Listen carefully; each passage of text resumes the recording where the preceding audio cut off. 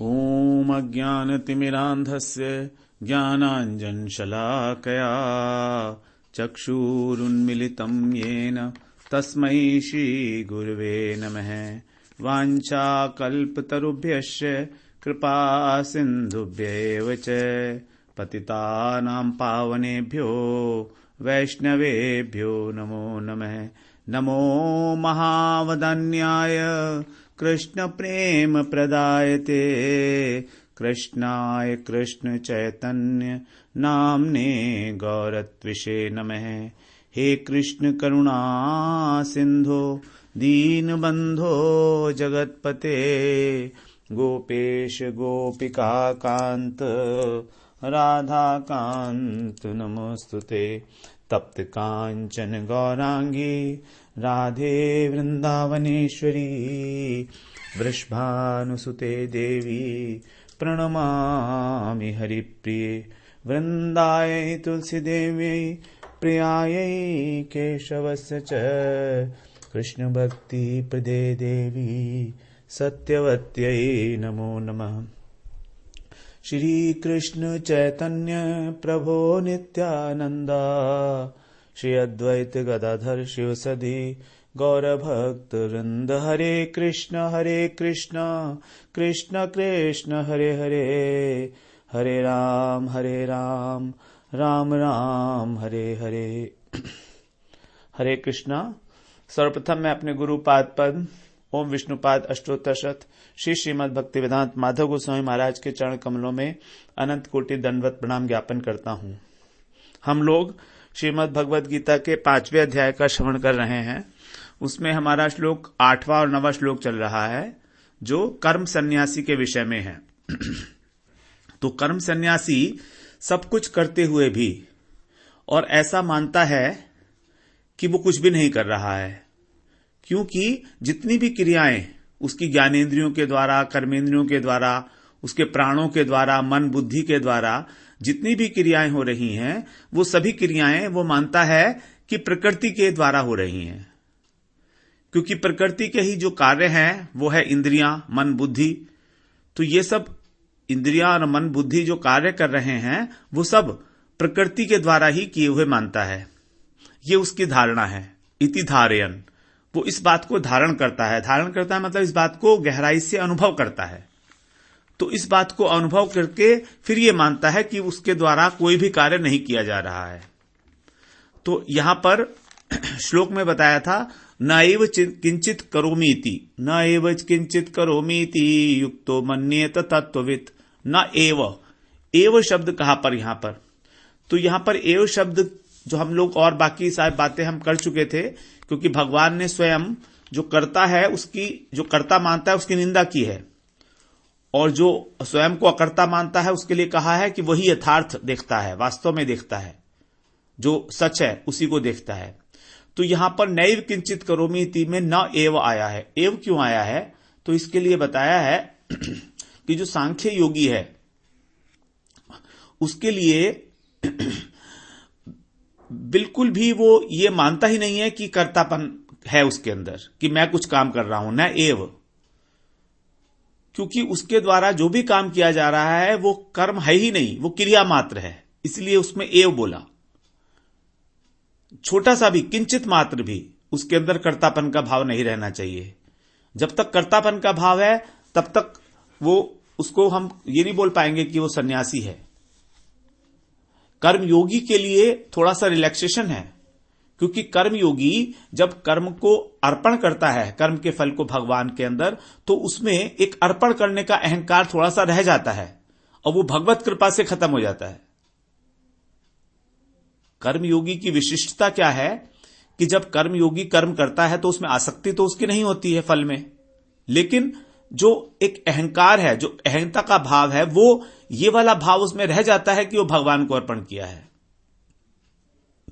और भगवान को अर्पण करने के कारण उनकी कृपा से ही ये वाला जो भाव है उसका सूक्ष्म अहंकार छोटा सा, ये भी शांत हो जाता है। लेकिन कर्म सन्यासी के लिए ऐसा कोई प्रोविजन नहीं है। उसने तो भगवान को अर्पण नहीं किया, उसने तो प्रकृति को अर्पण किया एक प्रकार से, क्योंकि तत्व ज्ञान के द्वारा ये जान लिया कि प्रकृति ही सब काम कर रही है, तो मैं उसमें कोई मेरा रोल ही नहीं है, ये उसकी जानकारी में आ गया। तो इसीलिए उसको बोला है कि उसको संपूर्ण रूप से अपना अहंकार, कर्तापन का अहंकार को स्वयं ही त्याग करना होगा, स्वयं ही त्याग करना होगा। इसीलिए एव शब्द को बोला। और भगवान ने तीसरे अध्याय में भी यही बात बोल दी थी, 33वें श्लोक में, सदृशम चेष्टते स्वस्या प्रकृतिर्ज्ञानवान अपि प्रकृतिम यान्ति भूतानि निग्रह किम करिष्यति। वहां पर बोले थे भगवान कि ज्ञानवान, जो ज्ञानवान व्यक्ति है, जो कर्म सन्यासी है, तत्वविद है, उसको भी, वो भी अपनी प्रकृति के अनुसार ही चेष्टा करता है। सदृशम चेष्टते स्वस्याः, स्वस्याः माने अपनी ही चेष्टा करता है, सदृशम स्वभाव के अनुसार, प्रकृति के अनुसार, मतलब स्वभाव के अनुसार वो ज्ञानवान भी अपनी चेष्टा करता है। क्योंकि प्रकृति में यान्ति भूतानि, सभी व्यक्ति प्रकृति को ही प्राप्त होते हैं, अर्थात सभी व्यक्ति अपने अपने स्वभाव के परवश हैं। इस प्रकार से वो विद्वान भी परवश है। तो वो भी अगर चाहे कि अपने स्वभाव से अतिरिक्त कोई काम कर ले तो वो नहीं हो पाएगा उससे। निग्रह किम करिष्यति, निग्रह का मतलब है उसको रोकना, हठ। तो अगर हठ करता है कि ये काम मैं नहीं करूंगा तो उसका क्या फायदा होगा। अर्जुन को भी भगवान यही बात कह रहे हैं कि तुम फिर हठ किस बात का कर रहे हो, निग्रह किम करिष्यति। प्रकृति तुमको जबरदस्ती उस काम में नियोजित कर देगी। स्वभाव जेन कौन्तेय, 18वें अध्याय में भगवान ने बोला था यही बात कि तुमको जो तुम्हारा स्वभाव है वही उस कर्म में प्रवृत्त करा देगा। तुम चाहे करना चाहो या ना चाहो, ये तुम्हारे वश में है ही नहीं। इसलिए जो कर्म सन्यासी है उसके लिए ऐसा बात कही गई है। एव शब्द का भगवान ने बताया कि वो उसको करना ही पड़ेगा। नैव किंचित करोमि इति, किंचित मात्र भी वो कर्म नहीं करता है, ऐसा उसको अपने विचार में, अपने धारणा में रखना होगा ये बात। क्योंकि वो ज्ञान को प्राप्त कर रहा है, तत्व ज्ञान को प्राप्त करके। अब यहां पर यह प्रश्न उठता है कि जब आत्मा करता भी नहीं है, भोगता भी नहीं है, लेकिन सुख दुख का अनुभव तो हम कहते हैं हमारे आत्मा को हो रहा है, और शरीर करता है, तो शरीर तो जड़ है। अब जड़ वस्तु को तो सुख दुख का अनुभव हो नहीं सकता। तो जब आत्मा में भोक्तापन है ही नहीं, जब वो भोग ही नहीं रही है, तो फिर किस कारण से वो सुख दुख का अनुभव कर रही है। हम कहते हैं ना कि हमारी आत्मा को बहुत कष्ट पहुंचा, तो भगवान ने भी यही कहा है कि सुख दुख का भोक्ता जो है आत्मा ही है। 13वें अध्याय में भगवान ने यह बात कही है कि सुख दुख का भोक्ता आत्मा ही है। पुरुषै सुख दुखा नाम भोक्तृत्व हेतु रुच्यते। पुरुष का मतलब है यहां पर जीवात्मा। तो जीवात्मा ही सुख दुख का भोक्तृत्व, भोगने का हेतु है, अर्थात भोगने में हेतु पुरुष ही है। तो फिर पुरुष क्यों हेतु हो रहा है यहां पर। 14वें अध्याय में बोला था भगवान ने, 13वें अध्याय में 20वां श्लोक है वहां का, पुरुषै सुख दुखा नाम भोक्तृत्व हेतु रुच्यते। तो इसमें ऐसे समझना पड़ेगा इसको कि हमारा जो सुख दुख है उसकी शक्ति जड़ वस्तु में नहीं है, योग्यता भी नहीं है। तो भी ये जो सुख दुख का अनुभव हो रहा है ये हमारे अंतःकरण को हो रहा है, हमारे मन को हो रहा है। देखिए, सुख दुख पहले शरीर को मिला और शरीर से फिर मन को मिला, क्योंकि मन की उसमें आसक्ति है, मन का तादात्म्य है शरीर के अंदर। और उसी प्रकार जैसे मन की आसक्ति शरीर में है, उसी प्रकार से आत्मा की आसक्ति मन में है। इसीलिए मन को चेतनाभास कहा गया था। तो केवल आसक्ति ही एक कारण है। आत्मा की सूक्ष्म शरीर में जो आसक्ति है, मन बुद्धि अहंकार चित्त में जो आसक्ति है, उसके कारण ही जो मन का सुख और दुख है वो आत्मा में ट्रांसफर हो रहा है। अब अगर ये आसक्ति हट जाए किसी भांति, तो फिर वो सुख दुख का ट्रांसफर ही नहीं होगा। और सुख दुख का ट्रांसफर नहीं होगा तो फिर वो शरीर से ऊपर उठ जाएगा। शरीर से ऊपर उठने का मतलब यही है कि शरीर में आसक्ति नहीं रही अब, स्थूल शरीर में भी और सूक्ष्म शरीर में भी। अब आसक्ति क्यों है हमको मन के अंदर? ये तो उसका स्वभाव है। हम आसक्ति के कारण ही जो है राग द्वेष थे हमारे मन के अंदर, हमारे अंतःकरण के अंदर, इसलिए हम लोग इस पृथ्वी पर आए। हमारे अंदर अभाव था, भोक्तापन का इच्छा थी। तो ये जो मान्यता है कि आत्मा को सुख दुख हो रहा है, ये केवल मान्यता है, ये नहीं है वास्तव में। ये आसक्ति के कारण ऐसा प्रतीत हो रहा है कि ये मान्यता है। शरीर से तादात्म्य होने के कारण हमारे अंदर मैं की प्रधानता रहती है कि मैं हूं, मैं देखता हूं, मैं सुनता हूं, मैं खाता हूं, मैं पीता हूं, मैं चलता हूं, मैं लेता हूं, मैं देता हूं। ये क्रियाएं सब शरीर की हैं, लेकिन हम इनका आरोप कर लेते हैं आत्मा के ऊपर, जबकि आत्मा को करने या ना करने से कोई मतलब नहीं है किसी भी चीज से। लेकिन आसक्ति के कारण हम लोग ये आरोप कर रहे हैं, और आसक्ति का कारण है हमारा अज्ञान। आसक्ति का एक ही कारण है। तो शरीर के द्वारा अगर हमारी क्रिया हो और हमारा जो ध्यान है वो भगवान की कृपा पर हो कि सब कुछ उनकी कृपा से हो रहा है, तो हमारा भाव शिथिल हो सकता है। हमने पहले भी बात की थी, क्रिया और कृपा। हमारे द्वारा जो भी क्रिया हो रही है वो अगर हम भगवान की कृपा समझते हैं, तो क्रिया और कृपा को साथ साथ लेकर चलने में हमारा जो कर्तापन का अभिमान है वो कम होता है, अपने आप से कम होता है। वो भगवान की कृपा ही बेसिकली इसमें ये है। लेकिन अगर हम इसको इंटेलेक्चुअली भी देखना चाहें तो हम लोग जानते हैं कि हमारा शरीर हमसे पृथक वस्तु है। अगर हम अपने को देखें तो हम लोग अगर अपने हाथ सर की ओर इशारा करें उंगली से कि ये मेरा सर है, ये मेरा पैर है, ये मेरे हाथ हैं, ये मेरी भुजा है, तो हम कह रहे हैं ना ये मेरी भुजा है, मेरी भुजा है ये।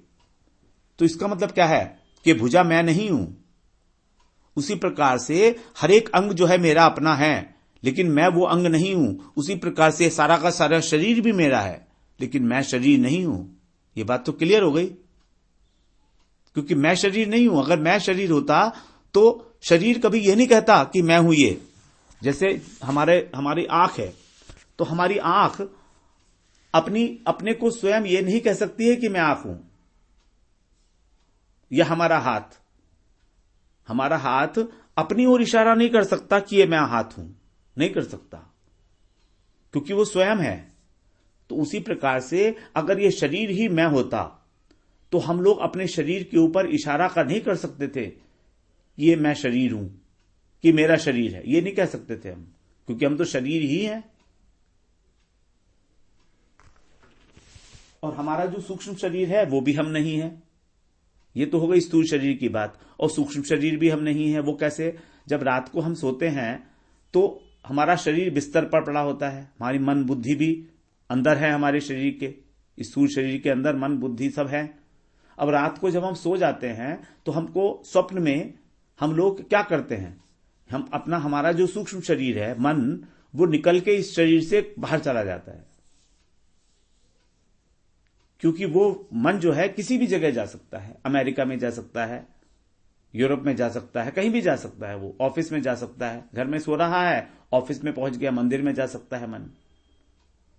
तो इसका मतलब यह है कि हमारे सोते हुए मन भी हमारे हाथ में नहीं है। वो निकल के कहीं भी भाग जाएगा और वहां की सारी रिपोर्ट इकट्ठी करेगा, और फिर जब हम जागेंगे तो सुबह को वापस आ जाएगा। जब हम सुबह को जागेंगे तो हमें सारा का सारा याद होगा सब कुछ। कभी कभी याद होता भी है कोई स्वप्न, कभी नहीं भी होते हैं। तो इस प्रकार से मन जो है वो भी हमारा है, हम नहीं है मन। तो ये जो हमारा सोना है रात को और जागना अगले दिन, ये भी एक्चुअली एक प्रकार की छोटी सी मृत्यु है। मृत्यु के समय भी यही होता है। मृत्यु के समय भी सूक्ष्म शरीर इस भौतिक शरीर से निकल के बाहर दूसरी जगह चला जाता है मृत्यु में। और सोने में भी यही होता है। सोने के अंदर भी हम लोगों का जो शरीर, सूक्ष्म शरीर है, मन है, वो निकल के बाहर चला जाता है शरीर से। और जैसे ही जागेंगे या अलार्म बजेगा तो हम लोगों का शरीर, हमारा जो वापस आ जाएगा सूक्ष्म शरीर में। और उसी प्रकार से मृत्यु है। तो ये छोटी मृत्यु है और बड़ी मृत्यु है। उसके अंदर हमारा शरीर वापस लौट के आएगा और सूक्ष्म शरीर 80 साल, 90 साल बाद, 70 साल बाद। तो वो लंबी मृत्यु हो गई और ये छोटी मृत्यु हो गई। जो हमारा सोना है छोटी मृत्यु है, अब वो लंबी मृत्यु हो गई। तो ये शरीर भी और सूक्ष्म शरीर भी हमारा नहीं है basically. It is not our work, it is not ours. तो इसके द्वारा जो भी क्रिया हो रही है वो मेरी नहीं है, तो मैं उसका कर्ता कैसे हो सकता हूं? मेरी बात कोई मानता है क्या? अगर मेरा मन, मेरी बुद्धि हमेशा मेरी बात माने तो ठीक है, मैं कह सकता हूं हाँ मेरी है। वास्तव में मेरी भी नहीं है ये मुझे उपयोग के लिए दी गई है सिर्फ। इस प्रकार से कर्म सन्यासी जो है इस विषय में बार बार चिंतन करता है, मनन करता है और फिर इस तथ्य को, इस सच्चाई को धारण करता है हृदय में। और यही धारण करके फिर वो उसका भाव बन जाता है कि मैं किसी भी प्रकार से करता नहीं हूं, किसी भी बात का, किसी भी क्रिया का। भगवान ने यहां पर 13 क्रियाएं गिनाई हैं, तो उनमें से किसी भी क्रियाओं का, और उसके अलावा भी जितनी क्रियाएं हैं, क्योंकि ये तो रिप्रेजेंटेटिव क्रियाएं थी ना। 5 ज्ञानेंद्रियों की क्रिया बताई भगवान ने, 5 कर्मेंद्रियों की, एक बुद्धि की निद्रा, और एक जो है बुद्धि की क्रिया थी निद्रा। फिर प्राणों की क्रिया बताई, श्वास का आना जाना, और उपप्राण की क्रिया बताई थी पलकों का झपकना। तो इस प्रकार से हम लोगों ने 8वां और 9वां श्लोक श्रवण किया, जिसमें तत्वज्ञानी का जो विचार है, वो उसकी जो मान्यता है, उसको जो जिस विचार को उसको धारण करके और कार्य में प्रवृत्त होना है, कार्य करना है, उसको बताया था बहुत डिटेल में भगवान ने, एग्जाम्पल देके कि कौन कौन सी क्रियाएं। अब हम लोग 10वां श्लोक श्रवण करते हैं। 10वें श्लोक में भगवान बता रहे हैं, ब्रह्मणि आधाय कर्माणि संगम त्यक्त्वा करोति यः लिप्यते न स पापेन पद्मपत्रमिवाम्भसा। ब्रह्मणि आधाय कर्माणि संगम त्यक्त्वा करोति यः लिप्यते न स पापेन पद्मपत्रमिवाम्भसा। यह संगम त्यक्त्वा करोति यह का मतलब जो व्यक्ति संगम त्यक्त्वा, संग का मतलब हम लोगों ने बहुत श्रवण कर लिया कई बार, आसक्ति को त्याग कर, कर्म में और कर्म के फल में आसक्ति को त्याग कर, कर्माणि कर्मों को, ब्रह्मणि मुझ परमेश्वर में, आधाय माने समर्पण करके, करोति माने कार्य को करता है। तो यहां पर भगवान अब बता रहे हैं ब्रह्मणि आधाय, वो जो व्यक्ति है वो अब ब्रह्म को अर्पण कर रहा है अपने सारे कर्म। जो कर्म सन्यासी है, हम लोगों ने पहले श्रवण किया कि वो क्या करता है, प्रकृति में यान्ति भूतानि, प्रकृति में ही सारे के सारे चले जाते हैं, है ना। तो निग्रह किम करिष्यति, तो वो व्यक्ति जो कर्म सन्यासी है वो ब्रह्म को अर्पण कर रहा है सारे कर्म। और ब्रह्म क्या है, भगवान की प्रतीति है वो भी। तो ब्रह्म को अर्पण करते हुए वह क्या करता है, लिप्यते न स पापेन, वह व्यक्ति पाप से लिप्त नहीं होता। लिप्यते न स पापेन, पापेन पाप के द्वारा। कैसे, पद्म पत्रम इवाम्भसा, अम्भसा का मतलब होता है जल। जिस प्रकार पद्म पत्र जो कमल पुष्प है वो जल से लिप्त नहीं होता, अम्भसा लिप्त नहीं होता। सदृशा माने इव माने के समान, पद्म पत्र के समान वो भी कर्म से लिप्त नहीं होता, कर्म सन्यासी। तो अर्जुन में प्रथम अध्याय में ही दूसरे अध्याय में बोला था कि गुरु की हत्या से जो पाप लगेगा, पहले भी बोला था, पहले अध्याय में भी और दूसरे में भी बोला था कि गुरु की हत्या से जो पाप लगेगा मुझको, तो उसका भगवान यहां पर समाधान कर रहे हैं कि तेरे को पाप की चिंता है ना, तो मैं उसके लिए बताता हूं क्या करना है। लिप्यते न स पापे ने, उसको पाप नहीं लगेगा। किसको? जो भगवत अर्पित निष्काम कर्म या कर्मयोग का पालन कर रहा है, अपने धर्म के अनुसार युद्ध जैसा घोर कर्म करने पे भी पाप का स्पर्श नहीं होगा। अब ये जो श्लोक है मुख्यतः कर्मयोगी के लिए और कर्म सन्यासी के लिए, कर्म सन्यासी के लिए समझना पड़ेगा हमको, क्योंकि कर्मयोगी के लिए तो भगवान ने बता ही दिया था पहले 3 अध्याय में, मयि सर्वाणि कर्माणि सन्न्यस्य अध्यात्म चेतसा निराशी निर्ममो भूत्वा युद्धस्व विगत ज्वरः। वहां तो भगवान ने आदेश दे दिया था कर्मयोग का करने को। अब यहां पर भगवान कह रहे हैं पापेन शब्द यहां पर इंपॉर्टेंट है, अर्थात पाप और पुण्य दोनों को ही समझना होगा इससे। लिप्यते ने से पापे ने, तो क्या वो पुण्य से लिप्त हो जाएगा? ऐसा भी नहीं है, क्योंकि भगवान ने यहां पर आसक्ति की बात की है, केवल आसक्ति को त्याग करके। अब इस श्लोक के लिए 2 बातें हैं, हम इसको कर्मयोग के ऊपर भी घटा सकते हैं और कर्म संन्यास के लिए भी।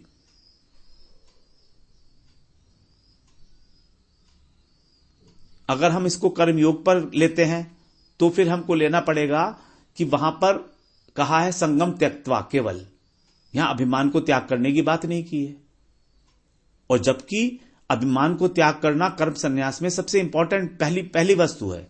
कर्म सन्यासी अपने अहंकार को त्याग करता है, न कि आसक्ति को पहले, और कर्मयोगी आसक्ति को करता है, न कि अहंता को, कर्तापन को, क्योंकि कर्तापन को त्याग करना मुश्किल है, कठिन है। इसीलिए तो क्योंकि यहां पर भगवान ने सिर्फ संगम त्यक्त्वा कहा है, आसक्ति का त्याग किया है, तो इसका मतलब यह हुआ कि केवल आसक्ति मात्र त्याग करने से और उसको भगवान को अर्पण करने से, उसको भगवान को अर्पण कर दिया, केवल आसक्ति का ही त्याग किया, तो उसका फल है कि उसको पाप और पुण्य नहीं लगेगा। बस इतना।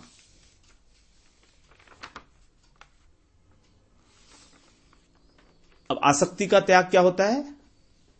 आसक्ति का त्याग एक बार हम दोबारा सुन लेते हैं। आसक्ति क्या है? कई बार अब यही चल रही है बात सबसे। संगम त्यक्त्वा, किसी भी प्राणी के प्रति, पदार्थ के प्रति, अपने शरीर के प्रति, इंद्रियों के प्रति, प्राणों के प्रति, मन के प्रति या बुद्धि के प्रति किंचित मात्र भी जो हमारा खिंचाव है, हमारा राग है, आकर्षण है, इस सब का ना होना।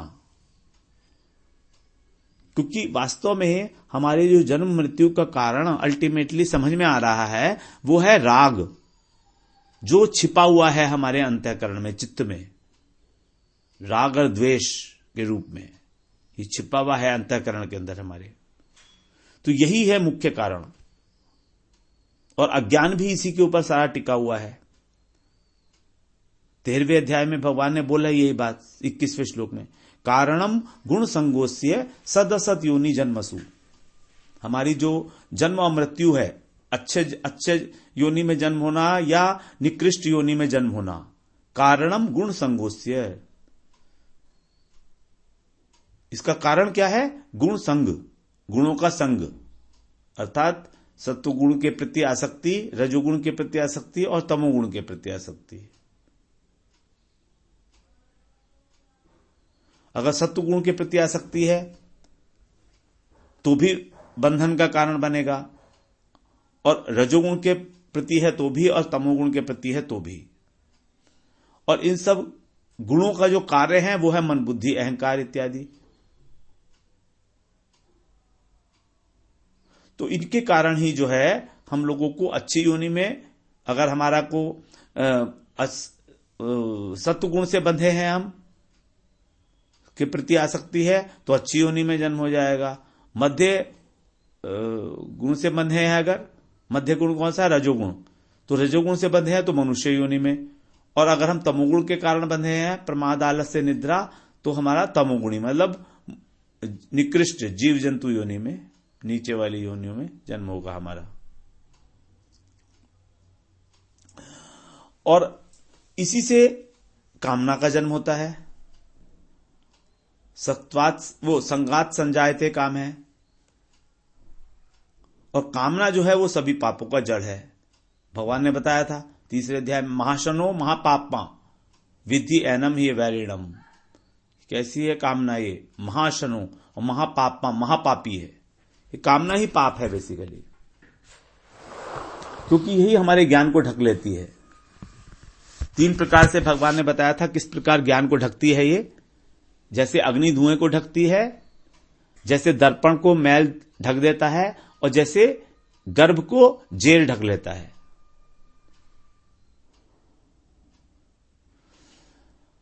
अब आसक्ति का जो सूक्ष्म रूप है वो क्या है? आसक्ति का जो सूक्ष्म रूप, कारण क्या है आसक्ति का? यही है कि जो व्यक्ति या पदार्थ को हम प्राप्त करके उससे सुख प्राप्त करने की इच्छा, यही आसक्ति नहीं है, बल्कि इसका एक और सूक्ष्म रूप है। वो जल्दी पकड़ में नहीं आता है। वो बातें हैं कि कोई भी क्रिया करते हुए उसमें महत्व बुद्धि रखना कि मैं बहुत इंपॉर्टेंट आदमी हूं, I am a VIP, very important person.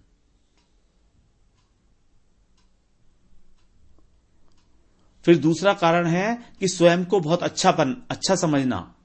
जैसे मैं बहुत दूध का धुला हूं, मुझ में कोई गंदगी नहीं है, यह भी आसक्ति है।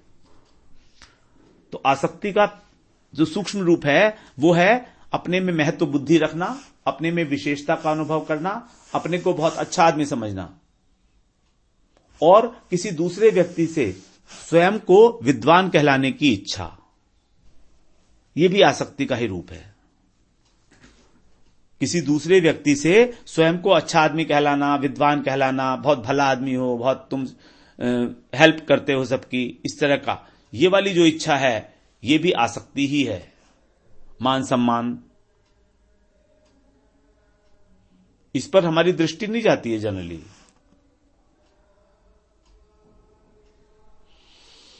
तो अब यहां पर बताया भगवान ने ब्रह्मणि आधाय कर्माणि। ब्रह्मणि आधाय, ब्रह्मणि आधाय में भगवान ने यहां पर ब्रह्म के अर्पण करने की बात की, जबकि 3वें अध्याय में कहा था मयि सर्वाणि कर्माणि। वहां पर कहा था कि मेरे को अर्पण कर। अब यहां पर ब्रह्म की बात कर रहे हैं भगवान। तो ब्रह्म की तो सत्ता ही नहीं है, वो तो ज्ञान रूप ही है, तो समर्पण कैसे होगा? ब्रह्म को समर्पण कैसे होगा? ब्रह्म को समर्पण नहीं हो सकता है किसी भी प्रकार से, क्योंकि ब्रह्म का तो सत्ता ही नहीं है ना। अब अगर सत्ता होगी तभी तो समर्पण करेगा।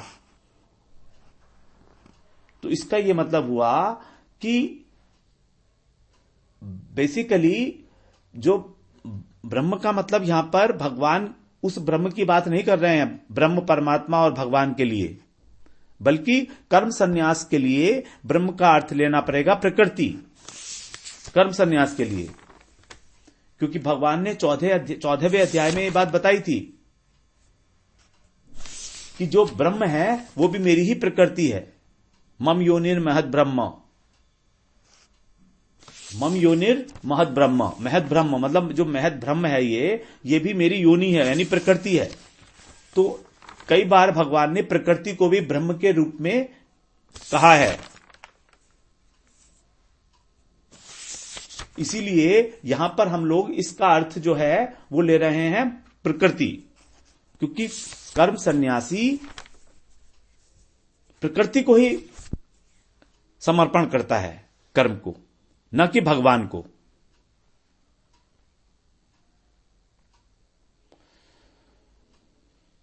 तो अब यहां पर क्योंकि वो ये मानता है ना कि सब काम प्रकृति के अंदर ही हो रहे हैं, इससे पहले श्लोक में बताया था इंद्रियाणि इंद्रियार्थेषु वर्तन्त इति धारयन्। तो इसमें यहां पर ब्रह्म का जो शब्द है वो हम लोग प्रकृति ले सकते हैं। 14वें अध्याय में भगवान ने ये बात क्लियर की है, मम योनिर महद ब्रह्म तस्मिन् गर्भम दधाम्यहम् संभवः सर्वभूतानां ततो भवति भारत। तो इस प्रकार से हम लोग थोड़ा सा इसको अगली बार कल और श्रवण करेंगे कि इस श्लोक को अंदर हम लोग क्या समझना चाहिए हमको, कि किसके लिए ज्यादा पर्टिनेंट है श्लोक। वांछा कल्पतरुभ्यश्च कृपा सिंधुभ्यैव च पतितानां पावनेभ्यो वैष्णवेभ्यो नमो नमः।